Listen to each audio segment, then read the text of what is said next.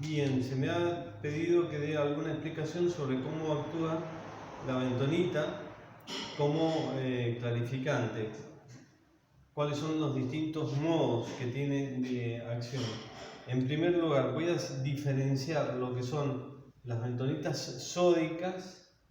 Acá hay un esquema de las bentonitas sódicas, de las bentonitas cálcicas. Básicamente, la diferencia es que las bentonitas sódicas tienen, si esto es una lámina de montmorillonita, las bentonitas sódicas, las láminas se separan mucho más.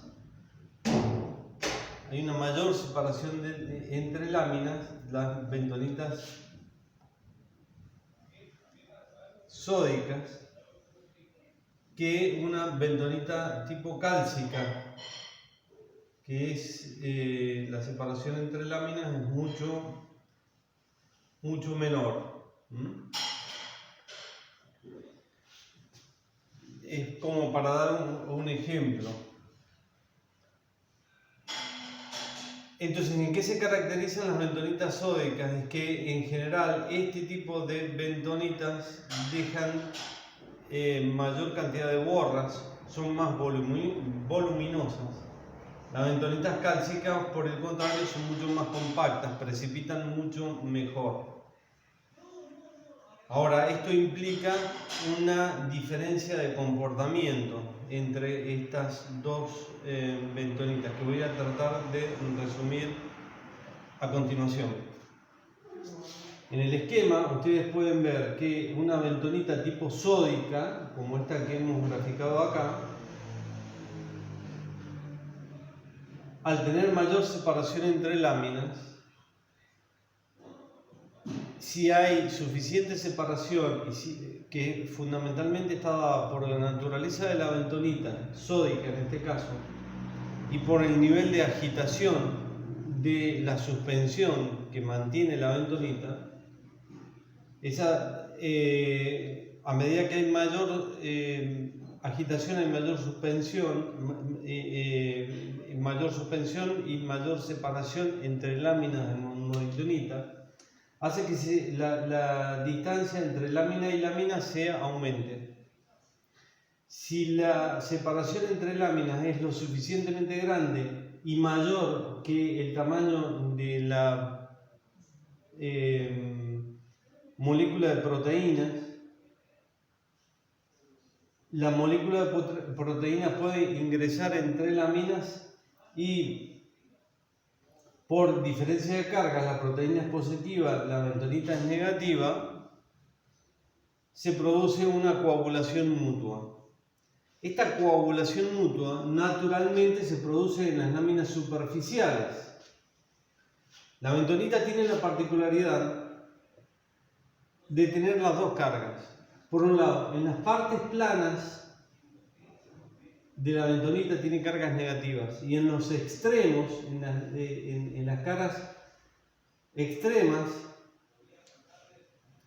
tiene carga positiva. Entonces, negativa en las partes planas, en las extremas, carga positiva.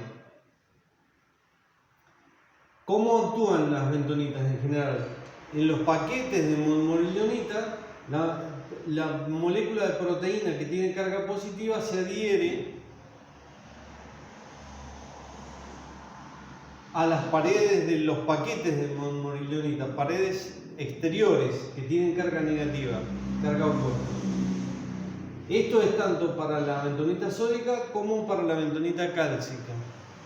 Pero la diferencia entre la sódica y la cálcica es que si las sódicas logramos que se separen lo suficiente, las moléculas de proteínas pueden ingresar en el espacio entre láminas y pueden actuar y se pueden ser removidas, eliminadas del medio por coagulación mutua, por diferencia de cargas. Normalmente en las cálcicas esto no ocurre, porque no existe, no está el espacio interlaminar necesario e imprescindible para que sea atravesado por molécula de proteína y de esta manera producirse el fenómeno de coagulación mutua. Hay una pregunta que es recurrente que puede llamar a una confusión en el caso de las bentonitas, y es intentar explicar por qué la molécula de materia colorante que tiene carga negativa es eliminada por la bentonita, que normalmente y mayoritariamente también tiene carga negativa. Podemos analizar dos casos típicos que explican esta situación. Podría ser que el caso de una molécula de materia colorante de carga negativa esté enfrentada a la molécula de bentonita. Entonces, van a ver, recuerden que en el frente la molécula de montmorillonita o la bentonita tiene carga positiva. La materia colorante tiene carga negativa, cargas opuestas se atraen, de manera que va a haber una fuerza electrostática, pero lo que fundamentalmente actúa en este caso es las fuerzas de adsorción de Van der Waals, fuerzas superficiales, que son muy superiores a las fuerzas electrostáticas en este caso. Esto hace que en este caso hay una neta fuerza resultante, que es esto que estoy graficando en este momento, una fuerza resultante que hace que se mueva la molécula de materia colorante hacia la molécula de bentonita, montmorillonita, de carga opuesta, y sea absorbida. La fuerza predominante que hace que sea eliminada la materia colorante es una fuerza superficial, no tanto la fuerza electrostática. Y esto lo van a poder ver en este otro gráfico que he hecho acá. Si consideramos la otra cara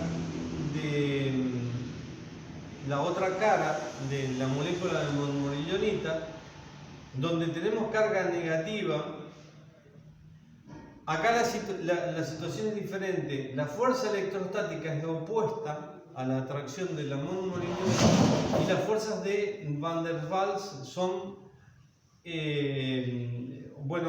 intentan atraer a la molécula de materia colorante sobre la molécula de montmorillonita. Y la resultante es esta.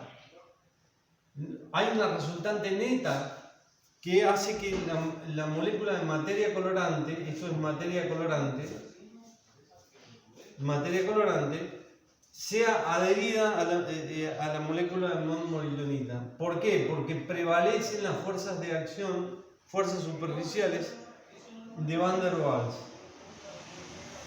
De este modo se explica por qué la materia colorante, teniendo la misma carga que la bentonita, es eliminada por la bentonita, o por lo menos una parte de ella es eliminada por la bentonita del vino, y por tanto la bentonita se comporta o tiene acción de colorante. Y para finalizar y concluir, repito lo que había dicho al comienzo, que es muy importante. Para que la bentonita o la molécula de montmorillonita actúe del mejor modo, es importante mantener un buen nivel de agitación durante un largo tiempo.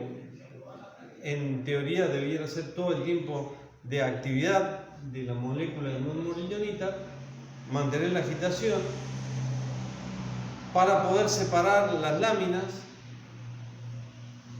y permitir de este modo que la molécula de bentonita actúe a nivel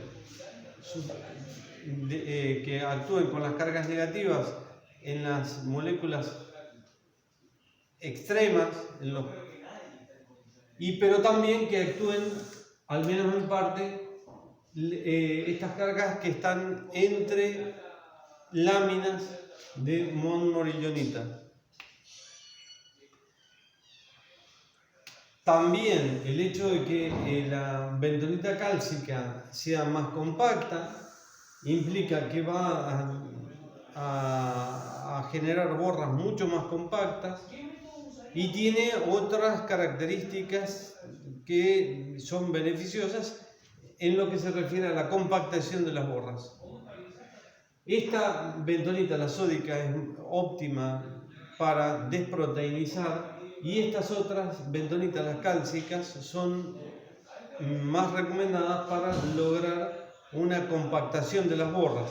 Estas son recomendables para el método, por ejemplo, Champenois en Champagne, donde en la toma de espuma, sobre todo en la toma de espuma en botella, donde se requiere una aglutinación, compactación de las borras, y estas son recomendables en términos generales, las sódicas, para desproteinizar los vinos.